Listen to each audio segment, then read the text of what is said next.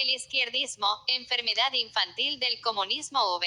Y Lenin. ¿Y en qué sentido se puede hablar de la significación internacional de la Revolución Rusa? En los primeros meses que siguieron a la conquista del poder político por el proletariado en Rusia, 25 x-7. Sí, 1917, podía parecer que, a consecuencia de las enormes diferencias existentes entre la Rusia atrasada y los países avanzados de la Europa occidental, la revolución del proletariado en estos últimos se parecería muy poco a la nuestra. En la actualidad contamos ya con una experiencia internacional más que regular, que demuestra con absoluta claridad que algunos de los rasgos fundamentales de nuestra revolución tienen una significación no solamente local, particularmente nacional, rusa, sino también internacional. Y hablo de la significación internacional no en el sentido amplio de la palabra, no son solo algunos, sino todos los rasgos fundamentales, y muchos secundarios, de nuestra revolución, los que tienen una significación internacional, desde el punto de vista de la influencia de dicha revolución sobre todos los países. No, hablo en el sentido más estrecho de la palabra, es decir, entendiendo por significación internacional su importancia internacional o la inevitabilidad histórica de la repetición en escala internacional de lo que ocurrió en nuestro país. Esta significación debe ser reconocida en algunos de los rasgos fundamentales de nuestra revolución.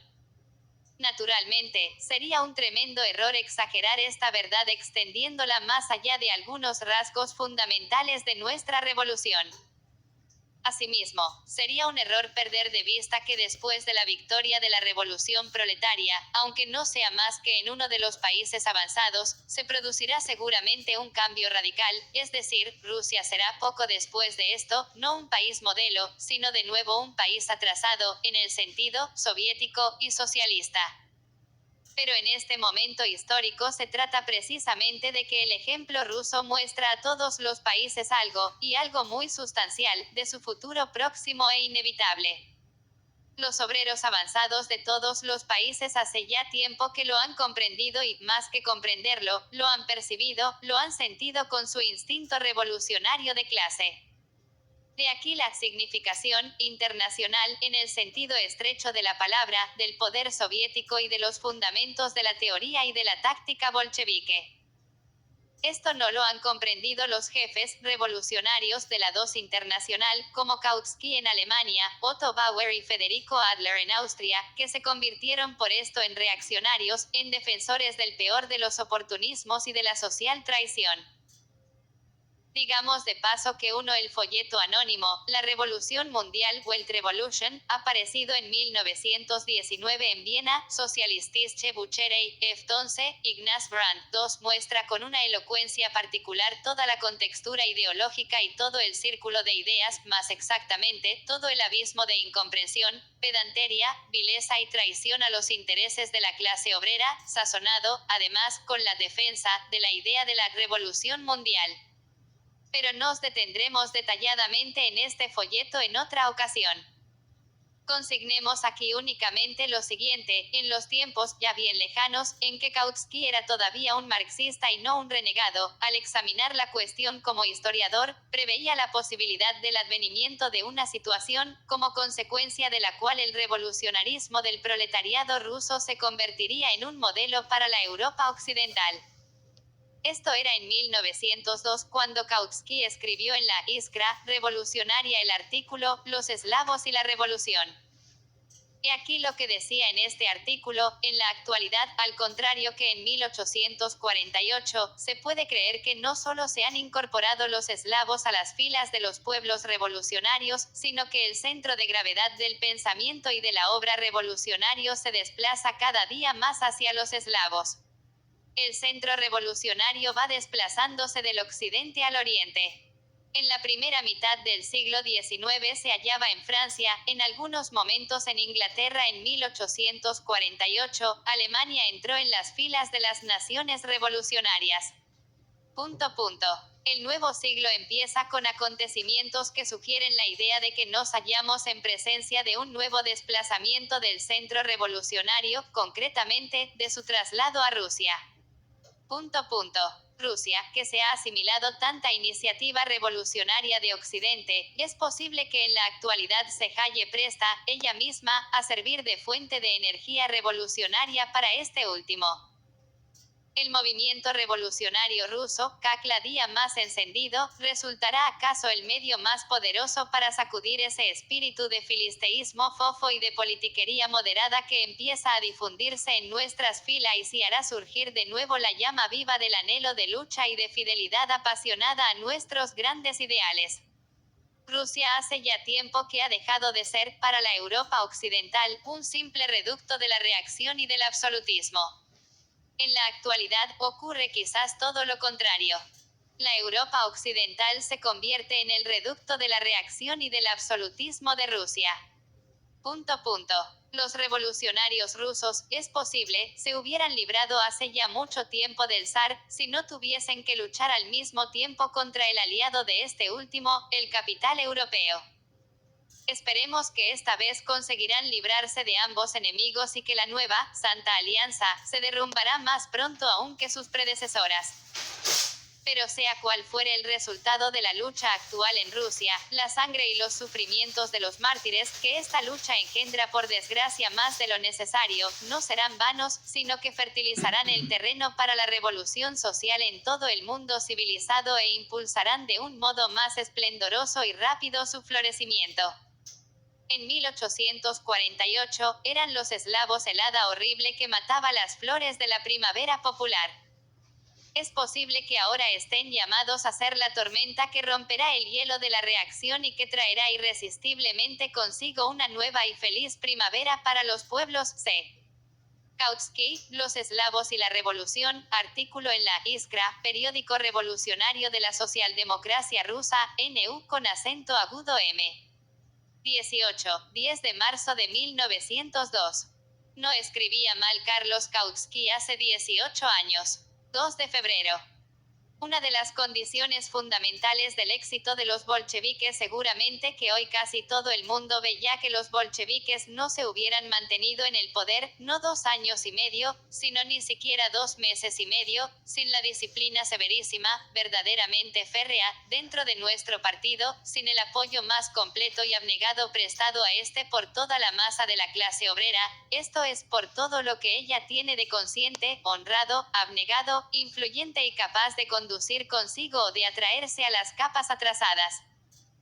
La dictadura del proletariado es la guerra más abnegada y más implacable de la nueva clase contra un enemigo más poderoso, contra la burguesía, cuya resistencia se halla decuplicada por su derrocamiento, aunque no sea más que en un solo país, y cuya potencia consiste, no solo en la fuerza del capital internacional, y en la fuerza y la solidez de las relaciones internacionales de la burguesía, sino, además, en la fuerza de la costumbre, en la fuerza de la pequeña producción. Pues, por desgracia, ha quedado todavía en el mundo mucha pequeña producción y esta engendra al capitalismo y a la burguesía constantemente, cada día, cada hora, por un proceso espontáneo y en masa. Por todos estos motivos, la dictadura del proletariado es necesaria, y la victoria sobre la burguesía es imposible sin una lucha prolongada, tenaz, desesperada, a muerte, una lucha que exige serenidad, disciplina, firmeza, inflexibilidad y una voluntad única.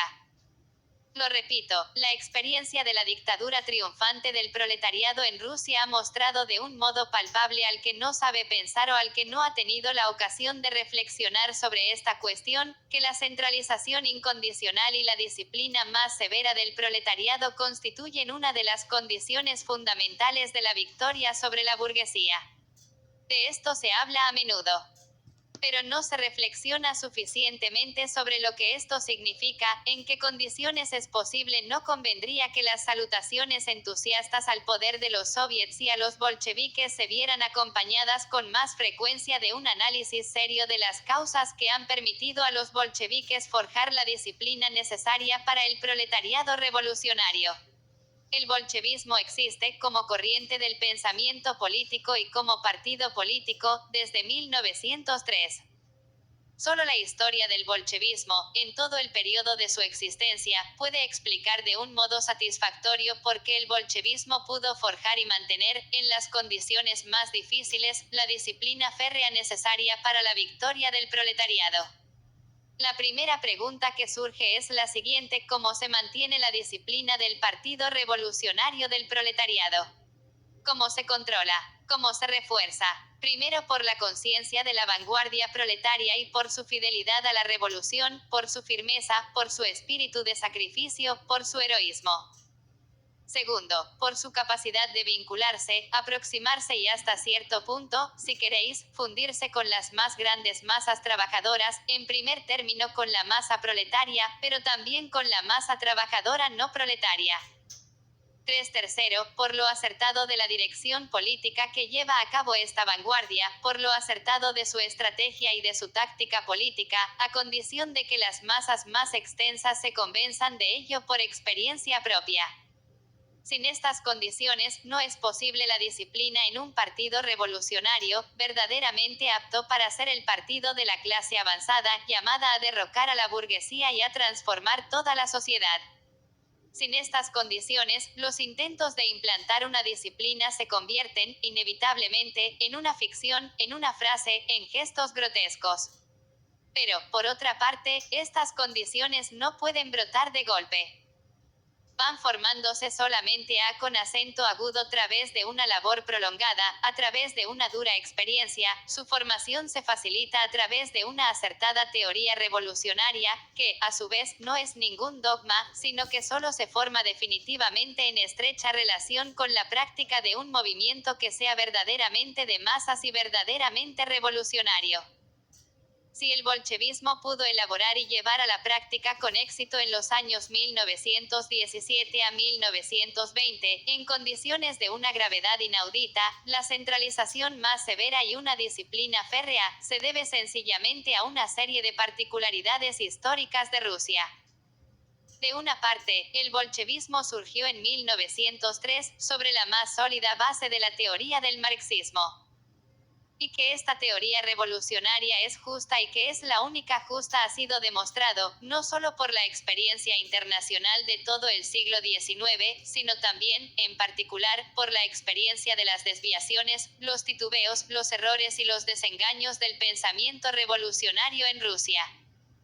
En el transcurso de casi medio siglo, aproximadamente de 1840 a 1890, el pensamiento avanzado en Rusia, bajo el yugo del despotismo inaudito del zarismo salvaje y reaccionario, buscaba ávidamente una teoría revolucionaria justa, siguiendo con un celo y una atención admirables cada última palabra de Europa y América en este terreno. Rusia hizo suya la única teoría revolucionaria justa, el marxismo, en medio siglo de torturas y de sacrificios inauditos, de heroísmo revolucionario nunca visto, de energía increíble y de investigación abnegada, de estudio, de experimentación en la práctica, de desengaños, de comprobación, de comparación con la experiencia de Europa. Gracias a la emigración provocada por el zarismo, la Rusia revolucionaria de la segunda mitad del siglo XIX contaba con una riqueza de relaciones internacionales, con un conocimiento tan excelente de todas las formas y teorías del movimiento revolucionario mundial como ningún otro país del mundo. De otra parte, el bolchevismo, surgido sobre esta base teórica granítica, tuvo una historia práctica de 15 años, 1903 a 1917, que, por la riqueza de la experiencia que representa, no puede ser comparada a ninguna otra en el mundo. Pues ningún país, en el transcurso de estos 15 años, pasó ni aproximadamente por una experiencia revolucionaria tan aguda, por una rapidez y una variedad tales de la sucesión de las distintas formas del movimiento, legal e ilegal, pacífico y tormentoso, clandestino y abierto, de propaganda en los círculos y de propaganda entre las masas, parlamentario y terrorista. En ningún país estuvo concentrada. En un periodo de tiempo tan breve, una tal riqueza de formas, de matices, de métodos de lucha de todas las clases de la sociedad contemporánea, lucha que, además, como consecuencia del atraso del país y del peso del yugo del zarismo, maduraba con particular rapidez y asimilaba con particular avidez y eficacia la última palabra, correspondiente de la experiencia política americana y europea. 4 de marzo. Las principales etapas en la historia del bolchevismo: años de preparación de la revolución, 1903 a 1905. Presagios de gran tormenta por todas partes, fermentación y preparación en todas las clases. En el extranjero, la prensa de la emigración plantea teóricamente todas las cuestiones esenciales de la revolución. Los representantes de las tres clases fundamentales, de las tres tendencias políticas principales, la liberal burguesa, la democrático pequeño burguesa, cubierta bajo la etiqueta de las corrientes socialdemócrata y social revolucionaria, y la proletaria revolucionaria, mediante una lucha encarnizada de concepciones programáticas y tácticas, anuncian y preparan la futura lucha abierta de clases. Todas las cuestiones por las cuales las masas tomaron las armas en 1905 a 1907 y en 1917 a 1920 pueden y deben verse, en forma embrionaria, en la prensa de aquella época. Naturalmente, entre estas tres tendencias principales hay todas las formaciones intermedias, transitorias, híbridas, que se quiera. Más exactamente, en la lucha entre los órganos de prensa, los partidos, las fracciones, los grupos, van cristalizándose las tendencias ideológicas y políticas realmente de clase. Las clases se forjan un arma ideológico-política adecuada para los combates futuros. Años de revolución, 1905 a 1907.